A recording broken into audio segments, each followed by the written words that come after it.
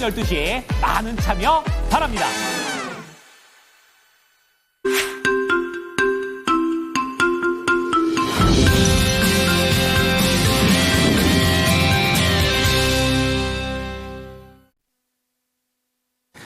안녕하십니까, 모닝쇼 이건입니다. 자, 뉴욕 증시 어제는 급등을 하더니 오늘은 다시 한번 그런 급등세를 반납하는 모습으로 거래를 마쳤습니다.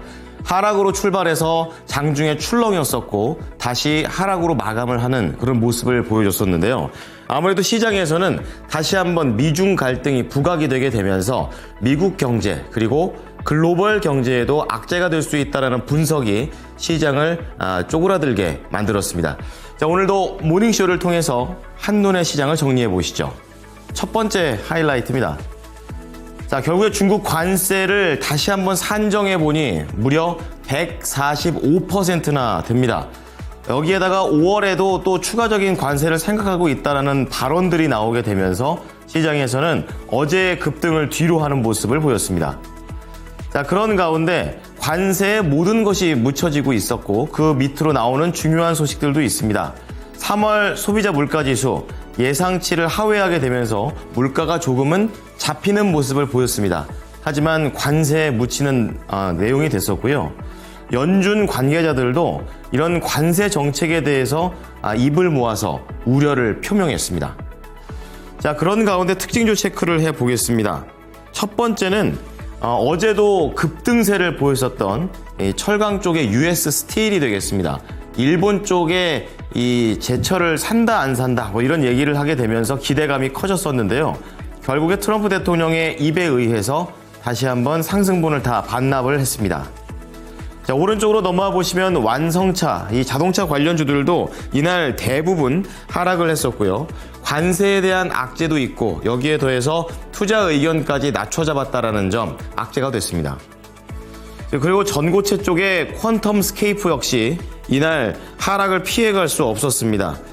공급과 생산에 대한 불확실성이 다시 한번 커지게 되면서 이날 상승분을 내놨고요. 마지막으로 OTT 쪽에서 워너 브라더스 디스커버리가 되겠습니다. 역시 여기에서도 미중 갈등이 불거지게 되면서 직접적인 문화적인 타격도 있다는 것을 시사했습니다. 오른쪽으로 넘어와 보시면 오늘 모닝뉴스 준비가 되어 있는데요. 아무래도 이 대선과 관련해서 국내에서는 중요한 이슈로 부각이 되고 있는 만큼 대선과 관련된 소식이 두 가지가 나왔습니다. 우선은 첫 번째로 볼 것은 여당 쪽에서 한덕수 총리와 관련된 그런 내용이 나왔는데요. 트럼프 대통령과 어제 전화통화를 했다는 점이 다시 한번 부각이 되고 있고 대선에 출마하냐라는 그런 질문에 대한 질의 응답도 오고 갔다고 합니다. 관련된 내용들을 알아보겠고요. 자, 그런 가운데 미국과 중국의 관세 싸움이 더 부각이 되고 있는 상황입니다. 중국도 지지 않겠다라는 그런 내용을 표명한 바 있는데요. 수출 통제와 관련된 회의, 특히 히토류로 미국을 숨통을 조이겠다라는 의사를 표명하고 있습니다. 자, 그런 가운데 이날 신사업과 관련된 국내 개별주 소식이 있습니다. 소식이 있는데요. HLB의 자회사 제넥스가 되겠습니다. 뉴로토브 자회사를 편입한다는 내용을 보여줬습니다. 자, 밑에 리포트 보겠습니다. 첫 번째는 카카오페이가 되겠는데요.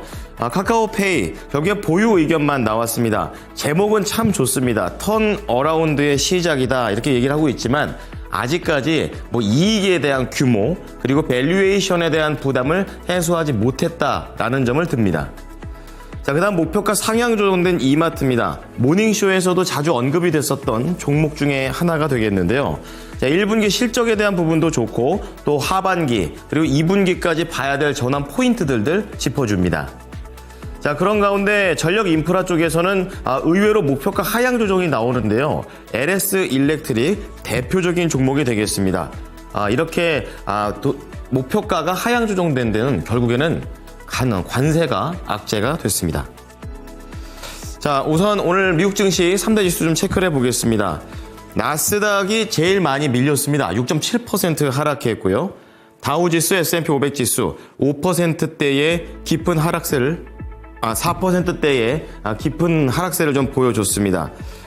지금 장중에 좀 크게 출렁였었고요. 특히 나스닥 같은 경우는 어제 12% 올랐고 오늘 4%, 장중에 이제 더 7%까지도 밀리는 모습을 보이면서 그야말로 너무 큰 변동성을 보여줬습니다.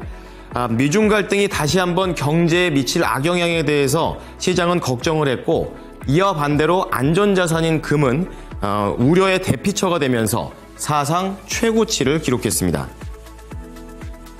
자, 그럼 미국 증시를 움직였던 세부적인 내용들 점검해 보겠습니다. 첫 번째는 관세입니다. 미중 갈등으로 이제 좀 연관이 되고 있는데요.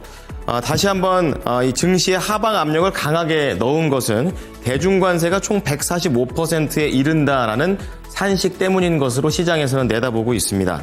백악관은 이날 중국에 대한 관세가 최소 145%라고 발표했고, 오는 5월 2일부터 중국과 홍콩에서 오는 800달러 이하의 소액 소포에 대해서도 120%의 관세를 부과한다고 밝혔습니다.